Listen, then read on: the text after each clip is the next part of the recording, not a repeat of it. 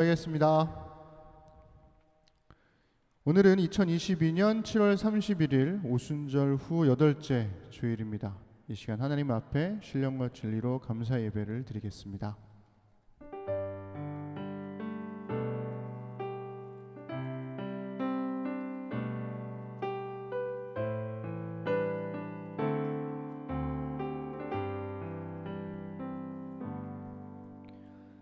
하늘에 계시는 주여, 내가 눈을 들어 주께 향하나이다.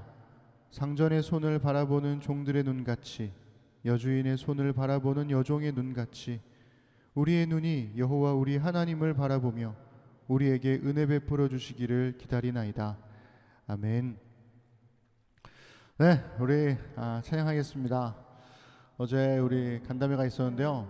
네, 우리 또 오랜만에 우리 또 새로운 가족들이, 새로운 가족이라고 하면 안 되죠? 우리 신부 사람들이 예배 자리로 와주셔서 감사드립니다.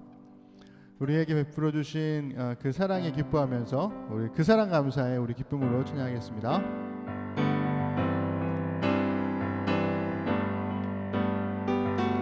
사랑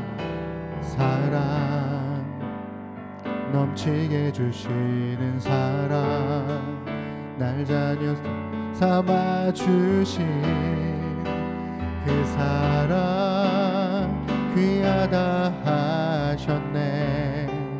그 사랑 세상이 본 적 없네. 주가 우리 죄 위하여 십자가 달리사 죽기까지 사랑하셨네. 주님 그 사랑 감사해.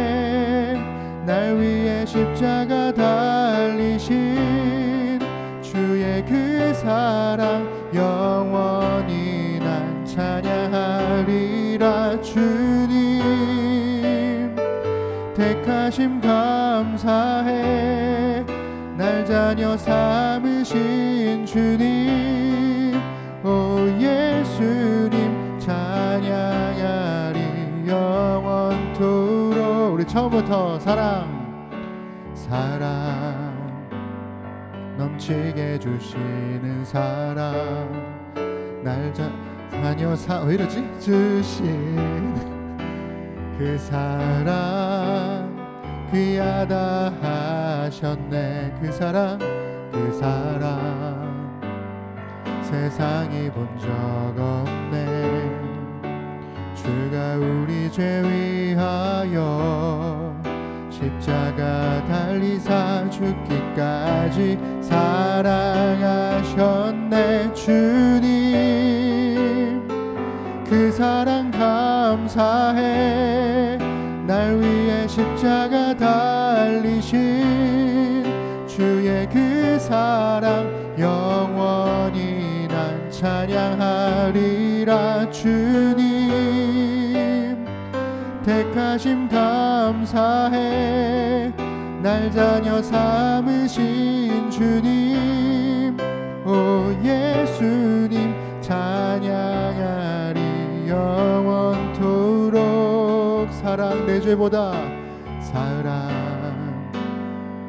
죄보다 크신 사랑, 온유하고 겸손해 끝까지 나를 오래 참고 기다리시네. 그 사랑 수렁에서 건지시고 반석 위에 세우시며 늘 함께 하시니 주님 그 사랑 항상 난 믿네. 주님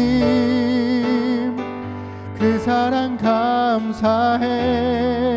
날 위해 십자가 달리신 주의 그 사랑 영원히 난 찬양하리라. 주님 택하심 감사해.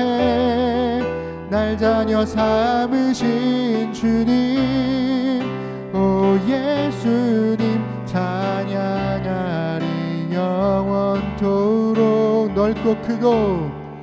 넓고 크고 높 넓고 깊은 날 향한 끝없는 사랑 넓고 크고 높고 깊은 날 향한 끝없는 사랑 주님 그 사랑 감사해 날 위해 십자가 달리신 주의 그 사랑 영원히 난 찬양하리라 주님 택하심 감사해 날 자녀 삼으신 주님 오 예수님 찬양하리 영원토록 그 사랑 감사해 그 사랑 감사해 오랜만에 하네 그 사랑 감사해 그 사랑 감사해 그 사랑 감사해 마지막 한 번 더 그 사랑 감사해 우리 하나님께 감사 박수드리겠습니다. 아멘. 왜 제가 긴장해가지고 계속 이렇게 틀리고 그러는지 모르겠네. 네, 그래요. 우리 고도신에 찬양할 건데요. 오늘 우리 나눌 설교의 주기도문이 하나님 나라가 오게 하시며 부분입니다. 하나님의 나라가 이 땅에 임하기를 소망하는 우리 그리스도인들의 고백이 우리를 통해서 울려 퍼지기를 함께 우리 고백했으면 좋겠습니다.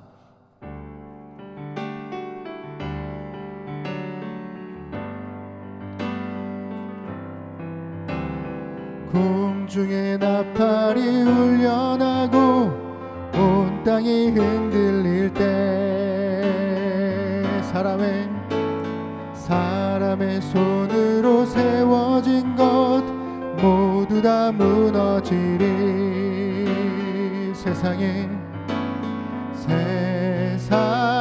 헛된 영광 썩어질 헛된 우상 사망 권세 모두 깨뜨리신 주님 발 앞에 무너지리 모든 영광과 존귀와 능력 죽임 당하신 어린 양께 모든 눈이 왕의 위엄 보게 되리 모든 영광과 존귀와 능력 부활하신 주 예수님께 영광 중에 구름 타고 주 오시네 주님 곧 오시네 우리 한 번 더 처음부터 공중의 나팔이 울려나고 온 땅이 흔들릴 때 사람의 손으로 세워진 것 모두 다 무너지리 세상에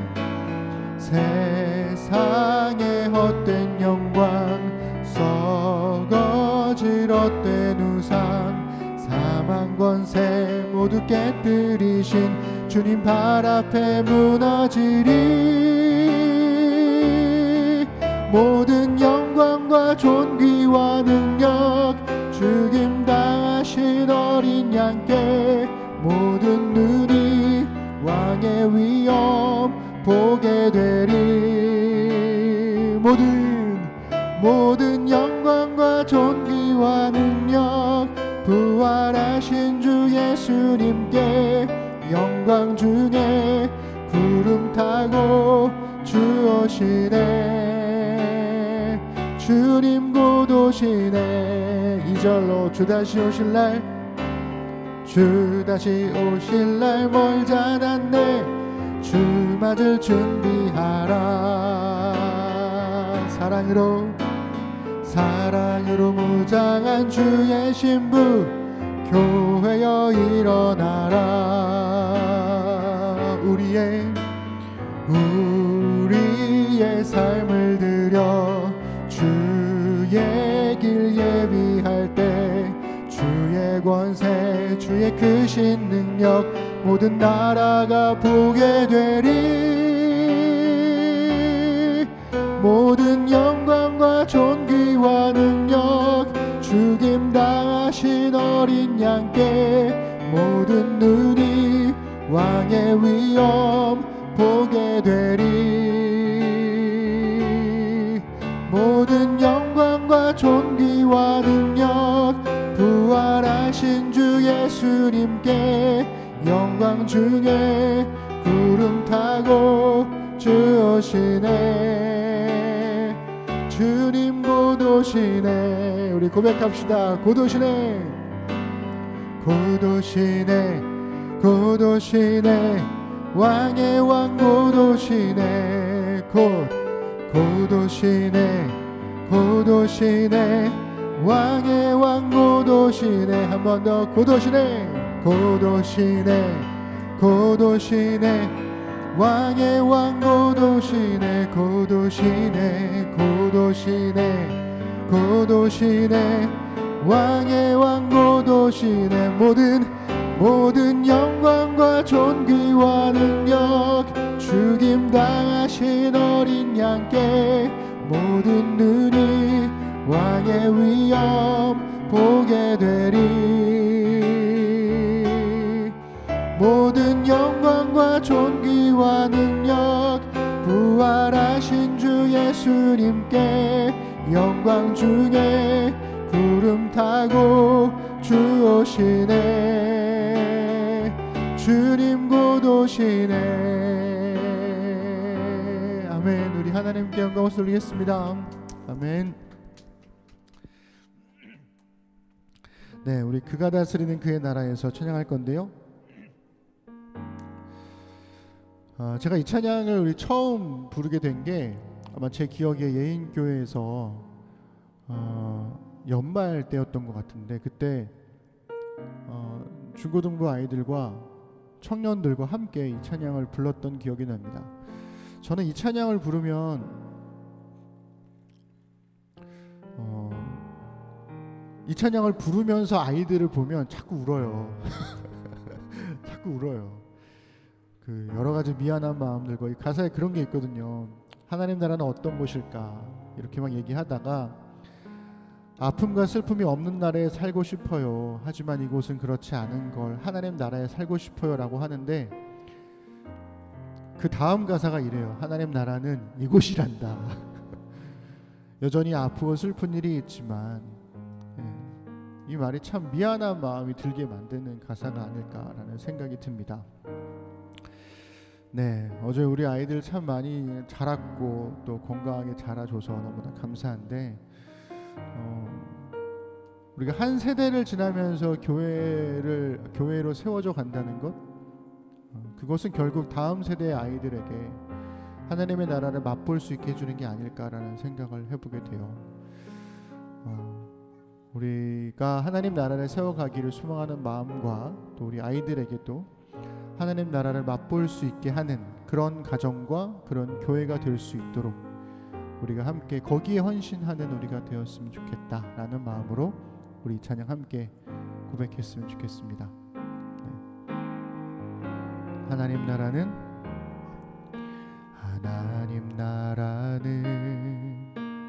어떤 곳일까? 아픔과 슬픔이 없는 나라인가요? 하지만 이곳은 그렇지 않은 것, 하나님 나라에 살고 싶어요. 하나님 나라는 이곳이란다. 여전히 아프고 슬픈 일이 있지만 행복과 기쁨이 여전히 있는 걸, 우리가 하늘과 땅의 통로야. 이 땅에서 하늘 뜻을 품고 사는 자들,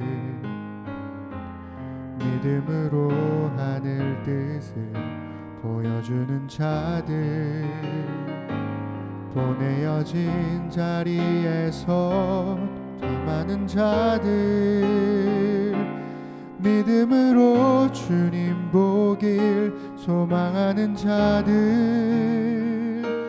하나님이 세상을 지으사 회복하고 통치하시네. 주님이 이곳에 나타나오시는 날, 세상과 우리는 완전하게 변할 거야. 이 땅에서 하늘 뜻을 품고 사는 자들, 믿음으로 하늘 뜻을 보여주는 자들, 보내어진 자리에서 동참하는 자들, 믿음으로 주님 보길 소망하는 자들, 아름다운 세상을 만들어 너희에게 전해줄 거야. 그것이 우리가 해야 할 사명인걸. 그가 다스리는 그의 나라에서 하나님이 세상을 지으사 회복하고 통치하시네. 주님이 이곳에 나타나오시는 날, 세상과 우리는 완전하게 변할 거야. 아멘. 우리 마지막으로 주의 날 오리라 찬양하길 원합니다.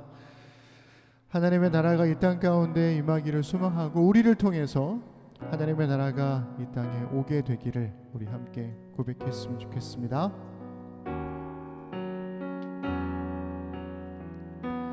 무너진 내 맘에 주 사랑이 임하네. 나의 눈을 열어 주 보게 하시네. 길 잃은 날 위해 성령 간구하사 나의 눈을 열어 주 보게 하시네. 나의 눈을 열어 주 보게 하시네. 주의 나라 오리라. 주께서 부르실 때 소망과 영광에 주의 뜻 이루소서. 우리 한 번 더. 무너진 내 맘에, 무너진 내 맘에 주 사랑이 임하네. 나의 눈을 열어 주 보게 하시네. 길 잃은 날 위해 성령 간구하사 나의 눈을 열어 주 보게 하시네.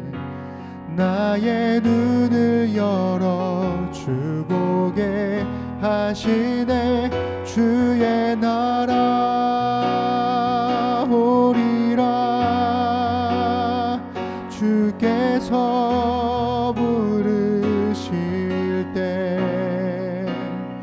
소망과 영광에 주의 뜻 이루소서.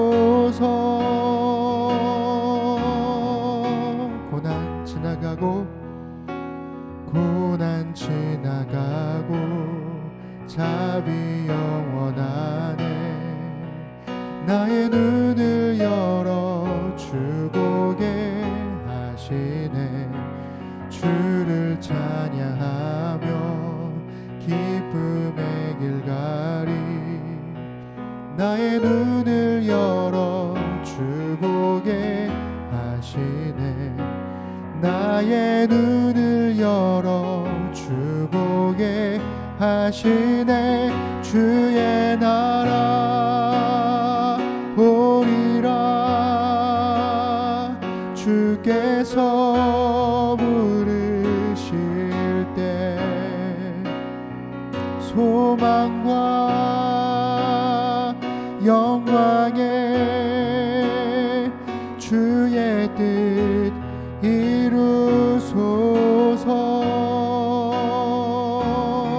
나의 눈을 열어 나의 눈을 열어 주 보게 하시네. 나의 눈을 열어 주 보게 하시네. 주의 나라 오리라. 주께서 부르실 때 소망과 영광에 주의 뜻 이루소서. 주의 뜻 이루소서. 주의 뜻 이루소서.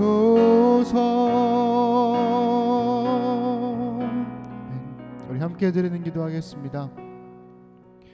우리 첫 번째는 하나님 나라를 위해서 세상으로부터 구별된 자로 하나님의 거룩함에 참여하는 예배를 위해서 기도합시다. 두 번째는 우리 나라와 교회를 위해서 다시 확산되는 코로나의 위협으로부터 우리를 지켜주시고 국민의 건강과 삶을 지키는 현실적인 대안으로 위기를 극복하는 정부가 될 수 있도록 기도합시다. 거룩한 치아기가 아닌 구별된 삶으로 하나님 나라를 드러내는 한국교회를 위해서 기도합시다. 우리 국익과 생존만을 위한 이기적 정책을 넘어서 공존과 공생을 위해 지혜를 모으고 서로를 돕는 국제사회가 될 수 있도록 기도하십시다. 어제 우리 전교인 대면 간담회가 있었는데요, 감사와 영광으로 하나님께 올려드렸으면 좋겠고 또 주님 홀로 영광 받으소서라고 기도합시다. 산이가 첫 번째 초등학교 방학을 맞이했습니다. 건강하고 씩씩하게 알찬 방학 보낼 수 있도록 기도해 주시고요. 또 더불어서 우리 짧은 방학을 맞게 되는 씹는 아이들과 또 더 짧은 휴가를 보낼 모든 씹는 사람들이 건강한 쉼을 누릴 수 있도록 기도합시다. 대학원 공부 중인 우리 찬민 형제, 그리고 중앙경찰학교 교육 중인 가연자매를 위해서 기도하십시다. 특별히 가연자매 지금 코로나로 격리 중인데요, 우리 건강하게 회복될 수 있도록 함께 기도해 주시면 좋겠습니다. 우리 함께 우리 소리내어서 기도하십시다. 전능하신 아버지 하나님 감사드립니다. 하나님 나라를 위해서 세상으로부터 구별된 자로 아버지 앞에 서기를 원합니다. 하나님의 거룩함에 참여하는 예배자로 서게 하시고 우리의 거룩함이 도덕적이고 윤리적인 우월감에 빠지는 거룩함이 아니라 오직 하나님께서 우리를 구별된 자로 부르셨음을, 하나님 나라의 거룩한 뜻을 위해서 사용되기 위해서 따로 구별하셨음에 달려있음을 잊지 않도록 도와주시고 겸손하게 하나님 나라에 참여하도록 인도하여 주옵소서. 하나님, 다시 확산되는 코로나로 인한 두려움이 우리 안에 있습니다. 하나님, 이 위기와 어려움들을 잘 극복하고 그저 말로만인 대안이 아니라 현실적인 정책들로 이 위기를 극복하는 정부가 될 수 있도록 주님 붙들어 주옵소서. 거룩한 체하기가 아닌 거룩한 구별된 삶으로 하나님 앞에 헌신할 수 있는 한국교회가 되기를 소망합니다. 입술로 또한 겉으로만 거룩함을 드러내는 삶이 아니라 우리의 삶으로 하나님의 거룩하심을 드러내는 한국교회가 되도록 주님 붙들어 주옵소서. 하나님, 각 나라들이 자신들의 국익만을 위해서 다른 나라들을 위협하고 견제하지 않기를 소망합니다. 그로 인해서 극단적으로 전쟁까지 갈 위협들이 우리 안에 있고 지금도 전쟁 중인 나라들이 있습니다. 주님, 이제는 한 나라의 전쟁이 모든 나라들에 영향을 끼치는 시대가 되었습니다. 하나님, 온 땅이 모든 나라가 서로를 위해서 격려하고 돌볼 수 있는 그런 외교적인 새로운 모멘텀을 우리 발견할 수 있도록 주님 붙드시고 인도하여 주옵소서. 3년 만에 우리 전교인 대면 간담회가 있었습니다. 모두가 다 함께 모일 수는 없었지만 정말 많은 우리 심는 사람들이 한 자리에 모였습니다. 주님 홀로 영광 받아주시고 우리 심는 사람들을 지난 3년 동안 그토록 얼굴을 볼 수 없었음에도 불구하고 이토록 건강하게 잘 지낼 수 있도록 붙들어 주심에 감사드리고 믿음의 도약과 또 하나님 나라로 세워지기 위한 노력들을 게을리하지 않도록 붙드셨음을 감사드립니다. 주님 홀로 영광 받아 주옵소서. 우리 아이들이 방학을 맞이했습니다. 산이는 첫 번째 초등학교 방학을 맞이했고 또 우리 동생들도 어린이집 유치원 방학들을 맞이하게 될 겁니다. 부모들에게도 좋은 쉼이 되었으면 좋겠고 또 직장인들은 또 더 짧은 휴가를 보내게 될 텐데 하나님 이 어려운 시간들을 정말 쉼이 있고 또 회복이 있는 그러한 방학이 될 수 있도록 그리고 휴가가 될 수 있도록 주님 붙들어 주옵소서. 하나님 분주한 중에도 열심히 공부하고 있는 우리 찬민 형제 그리고 우리 가연 자매를 붙들어 주옵소서. 하나님 지치지 않도록 건강하게 체력을 붙들어 주시고 또 가족들을 위하는 미안한 마음들 주님께서 헤아려 주시기를 소망합니다. 특별히 지금 격리 중에 있는 우리 가연 자매 속히 회복하여서 다시금 복귀하고 또 열심히 공부해서 이 비어있는 시간들을 또 잘 따라잡을 수 있도록 주님 지혜를 더하시고 건강으로 함께하여 주옵소서. 더불어서 하나님 다리를 다친 우리 종선 형제 건강함으로 지켜주시고 특별히 우리 아이들 모두가 다 건강하도록 주님 함께해 주시기를 소망합니다. 다른 것 구하는 시대가 아니라 정말 최소한의 건강함을 구하는 시대가 되었습니다. 주님 하나님의 돌봄과 은혜 앞에 우리의 삶을 내어 맡깁니다. 함께 하심에 감사드립니다. 주님 우리를 붙들어 주옵소서. 우리 주님께서 가르쳐 주신 기도를 우리 함께 하겠습니다. 오늘은 우리 아이들도 많이 있으니까요. 우리 심는 아이들과 함께 우리 주기도문을 따라해 봤으면 좋겠습니다. 우리 설아, 가온이, 가을이, 설연이, 우리 여름이 그리고 우리 영상으로 시청하고 있는 우리 산이 모든 아이들 자 목사님 따라서 우리 한마디씩 해보는 거예요. 목사님 말 따라해봐요. 알았죠? 하늘에 계신 우리 아버지의 이름을 거룩하게 하시며 아버지의 나라가 오게 하시며 아버지의 뜻이 하늘에서와 같이 땅에서도 이루어지게 하소서. 오늘 우리에게 일용할 양식을 주시고 우리가 우리에게 잘못한 사람을 용서하여 준 것 같이 우리 죄를 용서하여 주시고 우리를 시험에 빠지지 않게 하시고 악에서 구하소서. 나라와 권능과 영광이 영원히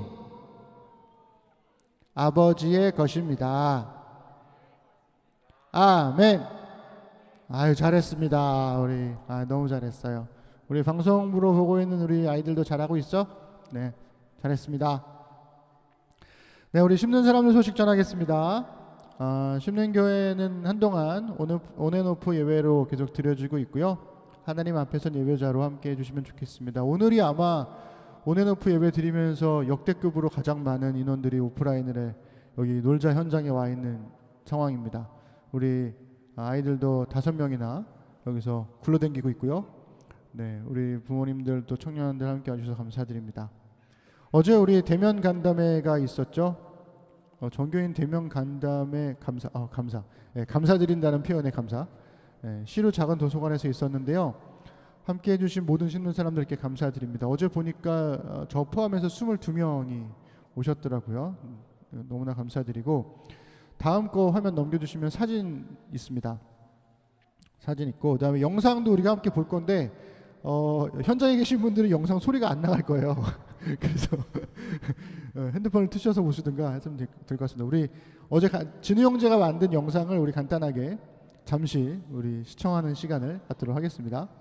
영상 큐.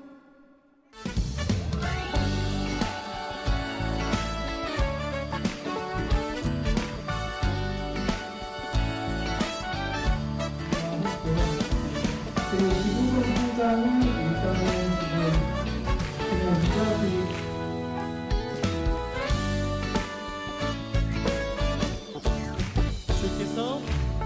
주께서 내 맘에 두신 이 꿈은 이 세상 즐거움 비교할 수 없네. 잠깐 있다 사라질 세상의 것과 다른 그 기쁨은 날마다 커져만 가네. 한 번 더. 주께서 내 맘에 두신 이 꿈은 이 세상 즐거움 비교할 수 없네. 잠깐 있다 사라질 세상의 것과 그리고 예배 시간 전에는 날마다 거쳐가네. 주가 주신 평안이 내 맘에 있어. 주를 향한 찬양이 넘쳐 흐르네. 나를 안전하게 돌보시는 나의 주 하나님, 주를 찬양하리라. 주께서 내 인생 두신 소망을 이 세상 행복과 비교할 수 없네. 어둠 속에 사라질 세상의 것과 다른 그 소망은 날마다 커져만 주네.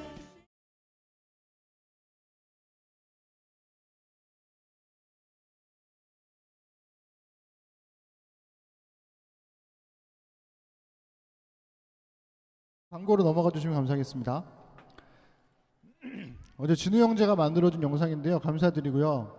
그다음에 어제 우리 간담회 할 때 각 조별로 정리해 놨던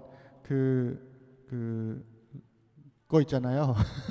그 조별로 발표하신 분들 잘 정리해 주셔가지고 우리 단톡방에 공지방에 올려주시면 감사하겠습니다. 네, 그리고 이번 주 돌아오는 금요일 8월 5일은 우리 설아의 생일입니다. 안설아 생일 축하합니다. 돌아오는 금요일 날 생일이라고 설아야. 그래서 축하한다고. 금요일 날 또 축하해 줄게. 네, 생일 축하해요. 6살 생일이 되었습니다. 6살. 네, 감사하고. 네, 다음 주일은 8월의 첫 번째 주로 성찬이 있는 주일이고요. 성찬이 있는 예배를 한번 해보려고 합니다. 네, 매월마다 했었지만 그리고 어제 우리 간담회 때 나온 얘기 중에 오프라인으로 전환이 되는 과정에서 현장에 있는 사람들을 위한 예배 형식으로 좀 바꿨으면 좋겠다 이런 의견이 있어서요. 다음 주에 한번 시도를 해보려고 하는데요. 아마 몇 번 이제 시행착오를 좀 겪을 것 같아요. 왜냐하면 현장에서 예배를 드리려면 이렇게 PPT를 여기 또 쏴야 되고, 그럼 이제 이 두 개를 어떻게 할 것이냐, 뭐 자막으로 나가는 것과 그다음에 여기 현장에서 보는 것과 어떻게 할 것이냐 이런 문제들이 또 있어서 일단 여러 가지 시도를 해볼 테니까요. 몇 주 동안 약간의 변화가 있더라도 이해해 주시면 감사하겠습니다. 독한 사람들 네 번째 시즌 계속 이어지고 있고요. 찬송가 속 음악 이야기라는 책으로 하고 있습니다. 아직 늦지 않았고요. 2번밖에 안 했고요. 책이 굉장히 쉬워요. 한 장당 한 2-3페이지 정도 굉장히 짧은 에세이로 되어 있는 책이기 때문에 클래식에 대해서 아는 게 난 전혀 없다 하시는 분들이 읽으면 정말 좋은 책. 그리고 아주 편하게 읽을 수 있는 책이니까 참여하셔가지고 꼭 여기에 뭐 참여하지 않는다 하시더라도 어떤 뭐랄까 재미있는 상식, 그다음에 클래식 뭐 오라토리움 뭐 이런 말들, 뭐 오페라 뭐 이런 거 있잖아요. 아카펠라가 무슨 뜻이었고 뭐 이런 거. 에어컨 좀 꺼주세요. 그런 것들을 쉽게 접할 수 있도록 써놓은 책이니까요.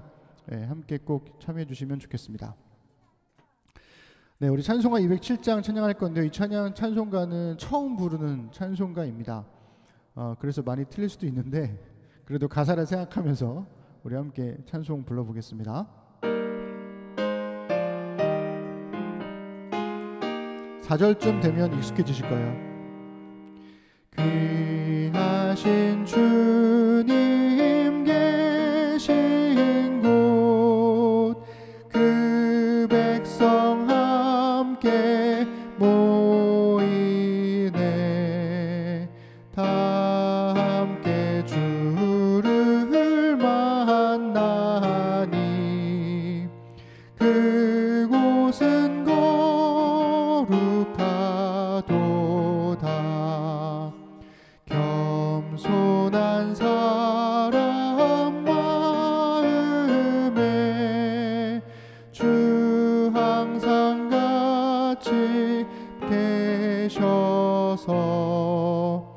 외로움 없게 하시고 천국에 인도하시네.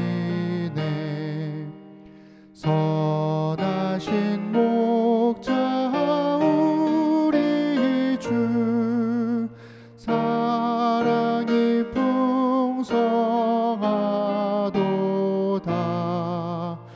우리가 기다리오니 위로해 주시옵소서. 그 거룩하신 주 앞에 간절히 기도드리니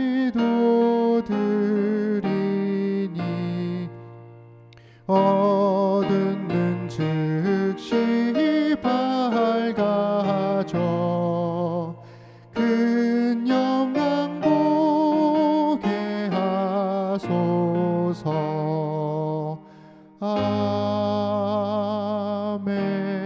아멘.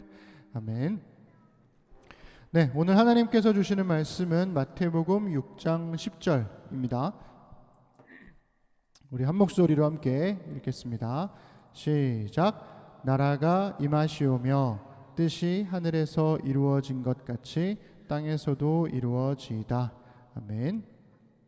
네, 오늘은 주의 기도 네 번째 시간으로 새로운 질서라는 제목으로 하나님 말씀 나누겠습니다. 아마 중요한 그 설교와 관련된 여러 그 자막들은 유튜브로 나갈 거기 때문에 현장에서 예배 드리시는 분들은 두 가지를 병행해서 함께 참고해서 보시면 좋겠습니다. 새로운 질서입니다. 여러분 문선공이라고 혹시 들어보셨나요? 저 알쓸신잡에서 한번 들어본 적이 있는데요. 이게 문선공이라는 분들이 1988년부터 1992년까지 저보다 윗세대입니다. 제가 98학번이니까 약 4년 동안 88년부터 92년까지 4년 사이에 정말 대량으로 실직하신 분들이에요. 그 짧은 시간 동안에. 문선공이 뭐냐면 인쇄소에서 원고대로 활자를 골라주는 분들을 문선공이라고 했습니다. 그러니까 이제 인쇄 활판 인쇄 박물관 이런 데 가면 여러 가지 이제 글자들이 이제 기역 니은 되게 쭉 있잖아요. 그런 거를 이제 재빨리 원고대로 찾아주시는 분들이거든요. 이게 기계적으로 활자를 찾아오는 업무처럼 보이지만 사실은 그렇지 않았어요. 빨리 찾는 것도 중요한데 당시에 문선공들은 신문사나 혹은 출판사에서 인쇄에 사용되는 그 모든 활자들을 그 문선대에서 뽑아오는 모으는 일을 했어요. 잘 안 들리세요? 아니요? 네. 그러다 보니까 마지막에 최종적으로 인쇄하기 전에 이제 그걸 활자를 뽑아오는 일이기 때문에 원고에 있는 오타가 있다. 그러면 이분들이 임의로 수정을 합니다. 그리고 문장이 매끄럽지 않아요? 그러면 그 문장도 매끄럽게 고치는 역할까지 했었어요. 그러니까 이 문장에 대한 이해, 특히 국어 국문에 대한 이해가 굉장히 훌륭했던 지식인 계층이었다라는 거죠. 그러니까 최종 인쇄 직전에 최종 편집자 역할을 했던 분들이 이 문선공들이었다는 겁니다. 그런데 80년대 후반부터 신문사와 출판사에서 활판을 대체할 컴퓨터가 도입이 돼요. 이게 CTS라고 해가지고 이 컴퓨터가 도입이 되면서 그 4년 사이에 이 지식인 계층, 그러니까 굉장히 존중받고 꼭 필요했던 역할을 했던 분들이 갑자기 순식간에 직업을 잃게 되어버린 겁니다. 그러니까 시대가 바뀌면서 나름의 존경과 인정을 받던 분들이 순식간에 아무 쓸모없는 존재가 되어버린 거죠. 그러니까 컴퓨터라는 이 새로운 질서가 모든 것을 뒤바꿔 놓았습니다. 쓸모없는 존재가 된 이분들의 이 허망함을 무엇으로 채울 수 있을까? 그래서 신문사나 출판사에서는 이분들한테 이제 다른 역할들을 맡겨야 되는데 이 새로운 역할들에 이분들이 적응을 하지 못하고 또 감당하지 못하고 자기의 존재 가치를 상실했다는 것 때문에 많이 그냥 손을 놓게 됐던 슬픈 이야기가 있습니다. 그러니 이 새로운 질서라는 게 되게 무섭다라는 거예요. 새로운 질서는 기존의 질서를 가차없이 무너뜨려요. 그리고 변화를 가져옵니다. 그래서 과거에는 그래도 새로운 질서로 인한 변화가 느렸어요. 굉장히 천천히 됐기 때문에 한 세대가 지나는 동안에도 기존에 있던 질서가 유지되었기 때문에 그 변화에 대한 두려움은 좀 멀게만 느껴졌습니다. 그런데 오늘날에는 이 새로운 질서로 인한 변화가 쉴 새 없이 반복되고 있죠. 그래서 기존의 체계를 변화시키는, 전복시키는 변화가 반복되다 보니까 어제와 오늘이 다르고 오늘과 내일이 다르다는 게 막 체감이 되는 거예요. 그래서 우리가 보통 이런 얘기 많이 하잖아요. 불확실성의 시대를 살고 있다고요. 그래서 현대인들에게는 이 새로운 질서에 적응하는 것 자체가, 이 새로운 질서라는 것 자체가 두려움 그 자체가 되더라는 거죠. 여러분들도 아마 그러셨겠지만 저 같은 경우만 해도 저 고등학교 때까지 손으로 손필기를 하던 사람이었습니다. 맨날 시험 기간 되면은 손필기 해가지고 노트 정리하고, 여러분들도 아마 비슷한 경험 하셨을 건데, 제가 대학교 1학년 때 처음으로 데스크탑 컴퓨터를 샀어요. 그리고 데스크탑 컴퓨터로 타이핑을 하면서 과제를 제출했습니다. 그러니까 제가 대학교 1학년 때 과제를 제출할 때는 두 가지 방법이 허용됐어요. 하나는 손필기로 써가지고 제출하는 방법, 그 다음은 컴퓨터로 제출하는 방법. 그러니까 좀 돈이 있는 친구들은 컴퓨터로 이제 했던 거였고, 그러니까 그때까지만 해도 대다수는 이제 손필기로 과제를 제출을 했죠. 그리고 그때 제가 처음으로 지금의 다음 한메일 아이디를 그때 처음 만들었습니다. 그때 처음 생겨났고, 고등학생 때까지는요 제가 모토로라 삐삐를 사용했었어요. 삐삐 천사 기억하시나요? 빨리빨리 하면 빨리빨리 오라는 얘기고, 또 뭐가 있었죠? 하여튼 그 숫자로 된 암호들이 엄청 많았는데, 삐삐를 사용하다가 대학교 1학년 때 처음으로 시티폰이라는 걸 써봤어요. 시티폰, 이게 기지국 옆에 가야 이제 통화가 되는 그 시티폰을 썼었죠. 신호가 터지는 기지국을 찾아다니던 추억은, 제가 군대를 제대하고 딱 나왔는데 시티폰이 사라졌어. 핸드폰이 나왔거든요. 그래서 이 핸드폰이라는 새로운 질서가 순식간에 시티폰을 무너뜨려 버렸습니다. 그래서 제가 썼던 핸드폰이 나중에는 이제 이오리 폰이라고 불리던 삼성 애니콜, 기억하시죠? 애니콜 폰을 썼습니다. 근데 그때 제가 그대로 나름 좀 이렇게 그 앞선 기술을 먼저 쓰는 사람을 뭐라 그러죠? 얼리 어답터. 얼리 어답터였거든요. 그때는 제가 얼리 어답터였어요. 그래가지고 그때 제가 뭘 썼냐면 지금의 스마트폰의 전신이었던 PDA라는 걸 썼어요. PDA. 그래서 대학원에서 엄청 큰 노트북을 가지고 와서 막 이렇게 타이핑하던 분들 사이에서 저는 이 조그만 PDA를 그 휴대용 PDA 전용 키보드가 따로 있어요. 이렇게 착착착착 피면은 이렇게 합체되는 키보드. 거기에다가 이렇게 조그만 PDA를 딱 꽂아가지고 너무 가볍게 타이핑하는 모습을 사람들이 다 저를 쳐다보고 막, 쟤 뭘 쓰는 거야? 뭐 이랬던 관종기가 있었던 그런 일들도 했었습니다. 그런데 놀라운 건 이 PDA도 오래가지 않았다. 스마트폰이 나오면서 이 PDA가 순식간에 사라져 버렸습니다. 이런 얘기를 하나만 더 하면, 코로나 이전까지만 하더라도 저는 대부분의 작업들을, 물론 아이폰을 쓰긴 했지만 윈도우로 작업을 대부분 했었어요. 지금도 설교를 쓰거나 할 때는 윈도우를 쓰곤 합니다. 그런데 코로나가 시작되면서 영상으로 예배를 해야 했고, 거기에 따라서 이제 새로운 적응을 또 했어야 했어요. 근데 윈도우 기반으로 영상을 찍고 편집하고 뭐 하는 과정이 너무 긴 거예요. 여러분, 불과 3년 전만 해도 제가 영상 하나 만들 때 일주일씩 걸리고 막 밤새고 막 몰라가지고 맨날 막 찾아보고 막 그랬거든요. 그러다가 3년이 지금 지난 지금에서는 제가 애플의 페이지스로 글을 쓰고, 그 다음에 게러지밴드로 음성 녹음을 합니다. 그리고 음성을 거기서 편집을 해요. 그리고 키노트로 자막을 만들어요. 그리고 아이무비로 거기서 영상을 찍고 만들고, 그 다음에 유튜브로 업로드를 해버립니다. 이 모든 말씀 묵상을 보통 제가 그렇게 하거든요. 그러니까 이 모든 과정이 윈도우로 했을 때는 일주일씩 걸리던 작업을 지금은 한 5시간 정도면 해요. 엄청 줄어든 거죠. 그래서 코로나라고 하는 새로운 질서에 적응하기 위해서 애플 생태계의 사용법을 배워야 했던, 나는 애플맨도 아닌데 애플을 공부하고 맨날 유튜브 찾아보고 막 그래야 했던 숱한 밤을 지새워야 했던 일들이 있었습니다. 그러니 이 새로운 질서는 기존의 문법을 파괴하고 기존의 질서를 전복시키더라는 거죠. 적응과 도태의 문제는 그냥 적응하고 도태로 끝나지 않고요. 생존이냐 죽음이냐로 귀결됩니다. 그래서 새로운 질서는 늘 그렇게 두려움을 줄 수밖에 없다라는 거예요. 우리 지난주에 살펴봤듯이 주님께서 가르쳐 주신 기도를 보시면 부름과 간구와 찬양 이렇게 세 부분으로 나눠져 있고, 간구는 다시금 당신 간구와 우리 간구의 두 부분으로 나뉩니다.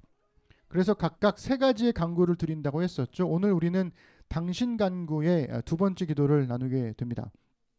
그래서 제가 이렇게 표를 표시해 두었는데요. 오늘 드리는 두 번째 당신 간구는 아버지의 나라가 오게 하시며예요. 이게 헬라어로는 제가 한글로 쓸 때는 엘데토 헤 바실레이아 수 이렇게 써놨는데요. 이게 엘데토의 그 대가 th 발음이에요. 엘세토 이렇게 되거든요. 근데 이거 한글로 표현할 때는 표현할 길이 없어가지고 어쨌든 그래서 엘데토라는 말은 오다라고 하는 헬라어 에르코마이의 3인칭 단수고요. 해는 정관사, 바실레이아는 왕국을 뜻합니다. 킹덤. 수는 당신의 2인칭이죠. 당신의라는 뜻이죠. 그래서 직역하면 당신의 나라가 오소서라는 뜻이 돼요. 주기도문의 옛날 번역. 그래서 우리가 마태복음에 보면 나라가 임하시오며 이렇게 고백되어 있죠. 근데 우리가 흔히 말하는 천국, 하늘나라 이거 우리 죽어서 가야 할 곳이라고 보통 우리 생각하게 되잖아요. 예수님 믿고 천국 갑시다 라는 말이 더 익숙하지 예수님 믿고 천국이 옵시다 이 말 좀 어색하잖아요. 그래서 물론 우리 교우들은 이미 그 가는 천국에 대해서 그런 수준을 좀 넘어섰을 거라고 저는 굳게 믿고 싶습니다만 그러겠죠. 그렇지만 여전히 한국교회의 많은 그리스도인들에게는 천국이라고 하면 하나님 나라라고 하면 장차 우리가 가야 할 곳으로 생각하는 것에 훨씬 더 친숙해져 있습니다. 물론 영생 즉 예수 그리스도를 믿음으로 인한 영원한 생명은 하나님께서 약속하신 것이고 그리고 우리가 장차 누리게 될 하나님 나라에 속한 것이죠. 그렇지만 예수님은 우리한테 기도하라고 하실 때 아버지의 나라로 가게 하소서라고 기도하라고 가르치지 않으셨고요. 아버지의 나라가 오게 하소서라고 기도하라고 가르치셨습니다. 왜 그랬을까? 질문해 볼 필요가 있죠. 이해를 돕기 위해서 우리가 좀 그 단순화 해보자면 좀 왜곡의 위험이 있지만 그래도 좀 단순화 시켜보자면 우리가 장차 가게 될 나라가 장소의 개념이라면 우리에게 오는 나라, 하나님 나라는 질서의 개념이라는 거예요. 그러니까 장소의 차이는 우리가 가게 될 거야 라고 하지만 오는 나라는 질서의 의미가 있다라는 거죠. 장차 가게 될 나라, 그거는 하나님의 완전한 나라는 예수 그리스도를 통해서 언젠가 우리가 만나게 되겠지만 하나님의 온전하신 나라는 이미 예수님께서 이 땅에 오셨을 때 이미 우리 땅으로 왔다라는 거죠. 예수님이 계신 그곳에 하나님 나라가 온 것이라면 예수님의 말씀에 순종하는 사람들이 있는 그곳이 하나님의 나라가 되는 겁니다. 이게 헷갈릴 수 있겠지만 그래서 저의 이 어눌한 설명에도 불구하고 우리를 극복시켜줄 우리 곤잘레스 교수님이 계시니까 우리 유스트 곤잘레스의 이야기를 한번 제가 읽어봐 드릴게요. 하나님의 나라는 어떤 장소라기보다 새로운 질서로서 다음 장에서 살펴보겠지만 이 질서 안에서 하나님의 뜻이 이루어진다. 그래서 우리 다음 주에 고백할 설교가 그거죠. 아버지의 뜻이 하늘에서와 같이 땅에서도 이루어지다. 예수님이 우리와 함께 계시면 그 나라도 현존하는 게 사실이지만 그 나라의 완성은 우리가 하늘이라고 부르는 신비의 영역과 우리가 알고 있으며 땅이라고 부르는 영역 모두에서 예수님이 최종적으로 나타나시고 하나님의 뜻이 성취될 때 비로소 이루어진다. 이렇게 설명을 해주고 있습니다. 여러분 근데요. 오는 나라는 예수님만 가르치신 걸까요? 성경시대 때 예수님만 오는 나라를 생각했던 걸까요? 그렇지 않습니다. 여러분 그 당시의 유대인들, 바리새인들이야말로 이 오는 나라에 대한 갈망이 굉장했던 사람들이었어요. 그들이 하나님의 나라가 임재하기를 너무나 간절히 오랫동안 기다렸습니다. 왜 기다렸냐면 다윗의 왕권을 통한 정치적인 독립, 하나님의 나라가 정말로 이 땅에 임해서 로마로부터 우리를 독립시켜 줄 거라고 믿었거든요. 그래서 이 바리새인들이 예수님께 묻는 거예요. 하나님의 나라가 어느 때 임합니까? 도대체 이렇게 묻는 거죠. 근데 예수님께서 그들에게 굉장히 충격적인 대답을 하십니다. 누가복음 17장 20절과 21절인데요. 우리 함께 읽어보겠습니다. 시작. 바리새인들이 하나님의 나라가 어느 때에 임하나이까 묻거늘 예수께서 대답하여 이르시되 하나님의 나라는 볼 수 있게 임하는 것이 아니요 또 여기 있다 저기 있다고도 못하리니 하나님의 나라는 너희 안에 있느니라. 아멘. 너희 안에 있느니라. 예수님은 바리새인들이 기대하는 것처럼 마치 하나님의 나라가 하늘에서부터 내려오는 것처럼 볼 수 있는 게 아니야 라고 말씀하세요. 그렇게 보는 방식이 아니야. 하나님의 나라는 너네가 기대하는 방식으로 볼 수 있는 게 아니야 라고 이해하시는 거죠. 왜? 하나님의 나라는 이미 너희 안에 있기 때문에. 근데 여기서 이 너희 안에라는 말이 중요해요. 이 너희 안에가 within you, 그러니까 너희의 마음 안에로 해석될 수도 있고요. among you, 너희 중에로 해석될 수도 있어요. 어떤 것으로 해석이 되든 다 가능하기 때문에 고민이 되는 거죠. 그렇지만 예수님께서 하나님의 나라가 너희 안에 있다라고 하신 말씀의 의미는 예수님이 그들 중에 계시기 때문에 among you가 더 가까운 의미라는 거죠. 왜요? 예수님이 곧 하나님의 나라이기 때문에 그래요. 그러니까 바리새인들이 기대하는 방식의 하나님 나라는 정말 거창하게 하늘로부터 이렇게 쑥 임하는 나라일지 모르겠지만 예수님 말씀하시는 거예요. 너네 안 보여? 내가 지금 여기 있잖아. 하나님의 나라는 이미 너희 중에 있어. 이걸 봐야 돼 라고 하시는 거죠. 그렇지만 예수님이라는 하나님의 나라가 예수님께서 다시 오실 재림의 때에 완전히 임할 것이기 때문에 그래서 예수님께서는 바리새인들에게 하나님의 나라가 너희 안에 있다라고 말씀하신 거예요. 그리고 반면에 제자들에게는 하나님의 나라가 언제 올지 알 수 없다고 말씀하셨어요. 여러분 헷갈리죠?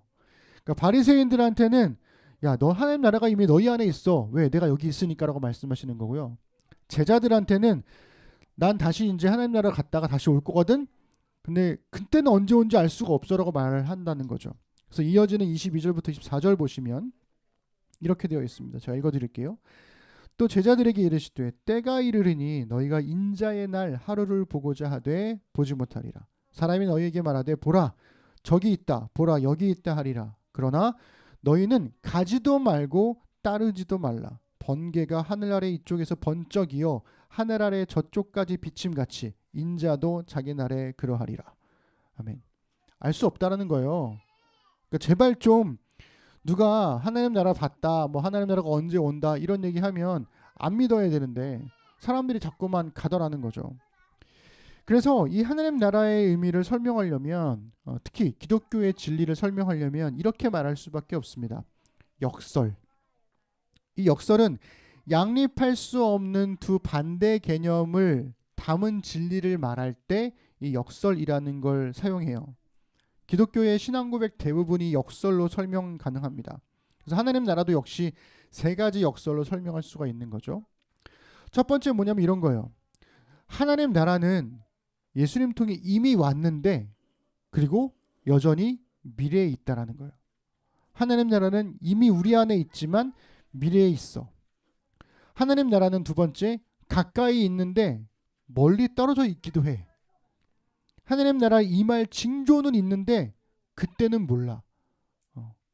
대충 알 것 같지만 몰라. 이렇게 얘기한다는 거죠.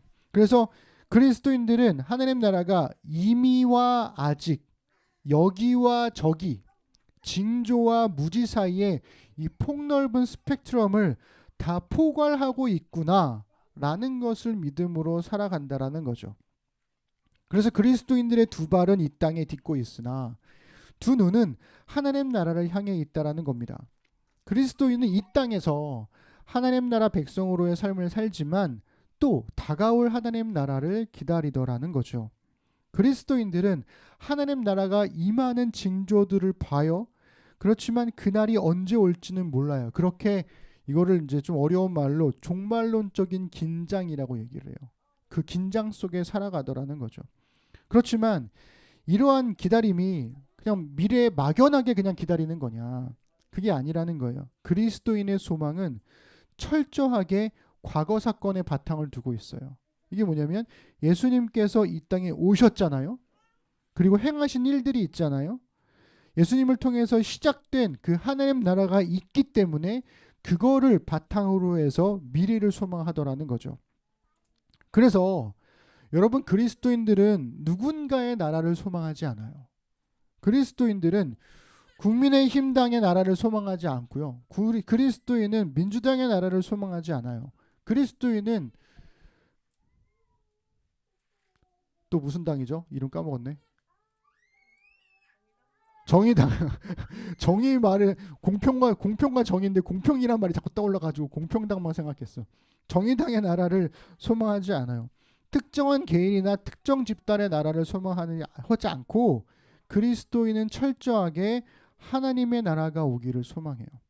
그래서 그리스도인들의 삶의 방식은 정치와 사회 문화를 넘어서 있어요. 그래서 모두를 포괄할 수가 있는 거예요. 하나님 나라를 소망하기 때문에. 말씀을 정리해 볼까요? 예수님이라는 새로운 질서가 있습니다. 예수님은 당시에 종교 권력을 쥐고 있던 그리고 정치 권력을 쥐고 있던 대제사장과 바리새인들에게 굉장한 위협이 됐어요. 그들이 추구했던 질서와는 전혀 다른 방식의 질서를 실천하셨기 때문에 그래요. 이 종교 지도자들은 안식일 계명과 정결법을 철저하게 지켜야 한다라는 질서로 예루살렘을 다스렸어요. 이렇게 되면 어떻게 될까요? 철저하게 지키는 사람부터 철저하게 지키지 않는 사람들까지 줄을 세울 수가 있어요. 그죠? 잘 지키는 사람들은 너는 우리한테 충성하는 사람들이야 라고 돌볼 수가 있고, 잘 안 지키는 사람들에게는 벌을 줌으로써 그들을 이 예루살렘이라는 땅을 질서로 다스리는 거죠. 그런데 예수님이요, 안식일에 사람을 살리는 게 더 중요하다, 정결법은 차별이 아니라 보호를 위한 것이다 라고 말씀하시면서 기존의 질서를 깨뜨려 버리십니다. 위협이 되는 거죠. 종교 지도자들은 예루살렘 성전을 중심으로 해서 제사와 거기에 사용되는 희생제물의 가치로 속죄의 질서를 가르쳤어요. 얼마나 더 큰 제물을 드리느냐, 얼마나 온전한 제물을 드리느냐, 얼마나 오래 걸려서 예루살렘까지 와서 예배를 드리느냐, 제사를 몇 번 드리느냐에 따라서 사람들을 다스렸다고요. 근데 예수님께서 그거를 전복시켜 버리세요. 희생제물의 가치가 아니라 너의 회개와 삶의 돌이킴이라는 가치가 속죄에서 가장 중요한 것이다. 얼마나 많은 예물을 드리느냐가 아니라 너의 그 회개로 인해서 바뀌는 것이 있느냐가 더 중요한 것이다. 이거를 가르치셨어요. 그러니까 사람들이 충격을 받는 거죠. 종교 지도자들은 하나님을 정점에 두고요, 하나님을 제대로 섬겨야 한다라는 가치로 질서를 가르쳤습니다. 그런데 예수님은요, 뒤집어 버리세요. 사람들을 정점에 둬요. 사람들을 정점에 두고, 그리고 하나님께서 사람들을 섬기신대요. 이러한 질서로 가르치셨어요. 그런 질서를 보여주셨어요. 어떻게 해요? 본인이 무릎을 꿇고 허리를 묶고 제자들의 발을 씻기면서 가르치시는 거죠. 그래서 종교 지도자들은 하나님을 위해 죽을 수 있는 헌신의 질서를 사람들에게 요구했다면, 예수님께서는 사람을 위해 죽으시는 하나님의 순종의 질서를 가르치십니다. 그렇게 기존의 질서를 뒤집어 버리시는 거예요.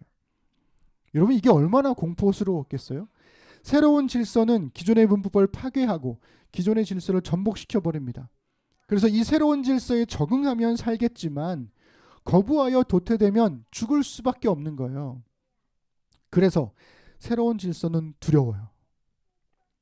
새로운 질서가 두려우니까 어떻게 할까요? 기존의 질서를 가지고 있는 사람들은요, 새로운 질서를 필사적으로 거부해요. 어떻게? 예수님을 십자가에 못 박을 만큼 거부해요. 여러분, 그래서 이 새로운 질서를 가지고 오는 사람들이 핍박을 받는다? 그리스도인들이 핍박을 받을 때 너희 기뻐하라고 말씀하셨던 이유가 여기 있는 겁니다. 그리스도인들은 세상의 가치와 다른 방식으로 새로운 질서를 가져오며 살기 때문에 위협이 되는 거예요. 우리는 이렇게 안 하는데 쟤네는 왜 저렇게 하지? 마음에 안 들어. 그러니까 박해가 시작되는 거죠. 그래서 유스토 곤잘레스는 미가서 4장 3절 4절의 말씀으로 이 새로운 질서로 인한 소망과 두려움을 이야기해요. 먼저 우리 미가 4장 3절 4절을 읽어볼까요? 우리 아주 유명한 말씀인데요. 우리 함께 읽어보겠습니다. 시작. 그가 많은 민족들 사이의 일을 심판하시며 먼 곳 강한 이방 사람을 판결하시리니 무리가 그 칼을 쳐서 보습을 만들고 창을 쳐서 낫을 만들 것이며 이 나라와 저 나라가 다시는 칼을 들고 서로 치지 아니하며 다시는 전쟁을 연습하지 아니하고 각 사람이 자기 포도나무 아래와 자기 무화과나무 아래에 앉을 것이라. 그들을 두렵게 할 자가 없으리니 이는 만군의 여호와의 입이 이같이 말씀하셨음이라. 아멘.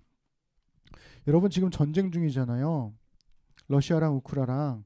근데 양쪽 나라에도 그리스도인들이 있을 거란 말이죠. 그런데 만약에 전쟁 중인데 갑자기 군인들이 항명하면서 우리는 더 이상 전쟁을 하지 않겠다. 총을 놓고 그 총을 부셔가지고 보습을 만들고 칼을 부셔가지고 낫을 만들면서 우리 전쟁하지 않겠다 그러면 무슨 일이 벌어질까요? 여러분 전쟁 중에 항명은 총살이에요. 그냥 지휘관 입장에서는 갑자기 질서를 파괴하는 거예요. 명령 체계를 막 뒤흔들어요. 그러니까 분노할 수밖에 없는 거죠. 그래서 곤잘레스가 이렇게 얘기합니다. 그리스도인들이 가지고 있는 하나님 나라에 대한 소망에 대해서 이렇게 얘기를 하죠. 제가 읽어드릴게요. 이러한 꿈과 약속에는 소망과 두려움이 뒤따른다. 이는 현재의 질서를 누리며 상황이 달라지기를 바라지 않는 사람에게는 무서운 꿈이다. 오늘날에도 현재의 삶이 지극히 안락하기에 이 질서가 지나가고 공의, 화평, 사랑의 또 다른 질서가 도래하기를 그다지 열렬히 바라지 않는 사람들이 많다. 여러분 5년마다 대통령 선거 있을 때 왜 이렇게 치열하게 전쟁을 벌이는 걸까요? 얼마나 많은 사람들이 거기에 매달려 있습니까? 왜 그럴까요? 생존이 달려있기 때문에 그래요. 그래서 아버지의 나라가 오게 하소서라는 기도는요, 정말 무섭고도 강력한 기도가 됩니다. 이 세상에 살고 있으나 이 세상에 속하지 않으며 세상의 가치가 아닌 예수님의 말씀을 따르며 살아가는 그리스도인들에게는 이 기도는 정말 강력한 소망의 기도가 돼요. 그런데 이 세상의 가치를 따라서 그냥 저냥 살아가는 사람들에게는 이 정말 강력한 기도가 두려움의 기도가 됩니다. 말은 하는데 정말 되면 어떡하지 하는 두려움이 생기는 거죠. 그렇지만 아버지의 나라가 오게 하소서라는 기도는 그냥 기도로 끝나지 않더라는 거예요. 예수님이 기도하라 하신 하나님 나라는 아까 제가 장소가 아니라 새로운 질서라고 말씀드렸잖아요. 그렇기 때문에 아버지의 나라가 오게 하소서라고 기도하는 그리스도인은 예수님의 말씀에 순종함으로써 하나님 나라의 새로운 질서를 이 땅에서 선취시켜버리는 거예요. 먼저 취하게 만드는 거예요. 예수님이 계신 곳에 하나님 나라가 임했듯이 예수님을 믿는 그리스도인이 있는 곳이 곳에 하나님 나라가 임하는 겁니다. 단 그가 예수님의 말씀에 순종하는 삶을 산다면 말이죠. 그래서 마지막으로 곤잘레스가 이렇게 얘기합니다.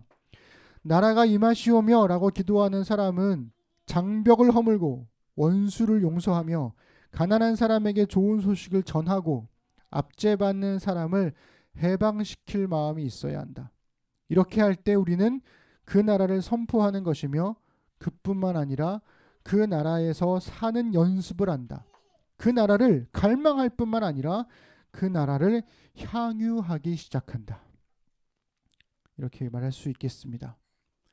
선포로 끝나지 않고 그 나라를 연습하는 삶으로, 갈망으로 끝나지 않고 향유하는 삶으로 하나님 나라가 우리를 통해서 오는 거죠. 그래서 우리가 심는 사람들 우리 모토가 뭐죠? 하나님의 말씀을 마음에 심고 하나님의 나라로 세상에 심겨진 사람들, 이 땅에 심겨진 사람들, 우리가 존재하는 곳에 하나님의 나라가 임하기를 소망합니다. 우리를 통해서 하나님의 나라가 오기를 소망합니다. 여러분들의 가정에, 여러분들의 일터에, 여러분들이 만나는 모든 사람들에게 그들이 하나님의 나라를 여러분들을 통해 맛볼 수 있게 되기를 간절히 소망합니다. 우리 너희들을 통해서도 하나님의 나라가 임하게 되기를 간절히 소망합니다. 기도하겠습니다. 하나님, 해맑은 미소로 마냥 기뻐하며 손잡고 노는 우리 아이들의 모습을 볼 때 편견도 없고 미움도 없고 언제든지 서로 화목할 수 있는 하나님의 나라를 봅니다. 그래서 예수님은 아이들을 통해서 너희가 이 아이들과 같지 아니하면 하나님 나라에 들어갈 수 없다고 하신 게 아닐까라는 생각이 들 정도입니다. 아버지의 나라가 오게 하시며라고 기도하는 사람은 그저 선포로 끝나지 않고 그 나라를 연습합니다. 그저 갈망함으로 끝나지 않고 그 나라를 향유합니다. 정말 그러한 삶을 살아가도록 도와주셔서 아버지의 말씀이 우리의 삶을 이끌어가므로 그 말씀의 뜻이 이루어지는 곳마다 하나님의 나라가 세워져 가도록 주님 우리를 사용하여 주옵소서. 감사드립니다. 예수님의 이름으로 기도드립니다. 아멘. 우리 일상으로 기도하겠습니다. 설교를 듣고 각자에게 준 하나님 말씀을 자신의 말로 바꾸어서 일상으로의 기도로 적어보십시다.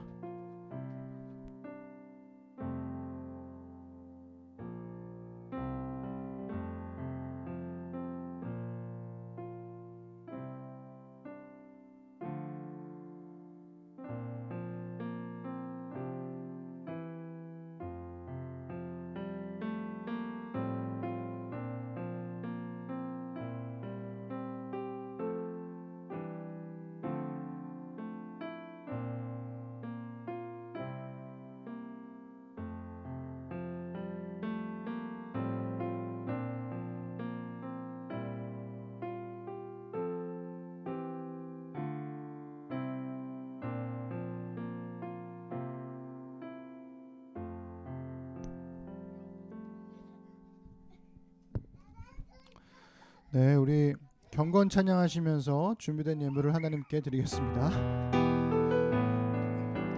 천국의 소망, 천국의 소망 품은 당신은 주님 앞에 설 바로 당신은 그의 편지로 이 땅에 보내신 주의 손과 발 작은 예수 주님 앞에서 흠없는 경건은 어려운 이웃을 위해 삶 나누는 것 주 이름으로 사랑을 전할 때 아름다운 주의 나라 이루어지네. 우리의 손은 예수님의 손, 우리의 얼굴 바로 주님 얼굴, 우리의 소유 모두 주님의 것 이웃을 위해 맡기셨네. 아멘. 네. 저도 참 대단하지 않습니까? 이런 상황에서 예배를 이렇게 매끄럽게 인도하고 있다는 게 정말 감사합니다. 우리의 신앙 사도신경으로 우리의 신앙을 고백하겠습니다. 자, 우리 아가들, 우리 설아, 가을이, 가온이, 자, 목사님 따라하세요. 또 따라하는 시간이에요. 알았죠? 큰 소리로 따라하세요. 나는 전능하신 아버지 하나님, 천지의 창조주를 믿습니다. 나는 그의 유일하신 아들, 우리 주 예수 그리스도를 믿습니다. 안 따라하는 것 같은데 따라하세요. 그는 성령으로 잉태되어 동정녀 마리아에게서 나시고 본디오 빌라도에게 고난을 받아 십자가에 못 박혀 죽으시고 장사된 지 사흘 만에 죽은 자 가운데서 다시 살아나셨으며 하늘에 오르시어 전능하신 아버지 하나님 우편에 앉아 계시다가 거기로부터 살아있는 자와 죽은 자를 심판하러 오십니다. 나는 성령을 믿으며 거룩한 공교회와 성도의 교제와 죄를 용서받는 것과 몸의 부활과 영생을 믿습니다. 아멘. 하나님, 이 시간 주신 말씀을 따라 함께 살아갈 날들을 신실하게 살겠다는 의미로 헌금을 드리고 신앙을 고백했습니다. 말씀이 삶으로 배어나와 우리 삶의 자리에 은혜의 흔적이 남게 하소서. 모든 은혜의 하나님, 곧 그리스도 안에서 너희를 부르사 자기의 영원한 영광에 들어가게 하시니가 잠깐 고난을 당한 너희를 친히 온전하게 하시며 굳건하게 하시며 강하게 하시며 털을 견고하게 하시리라. 권능이 세세 무궁하도록 그에게 있을지어다. 아멘.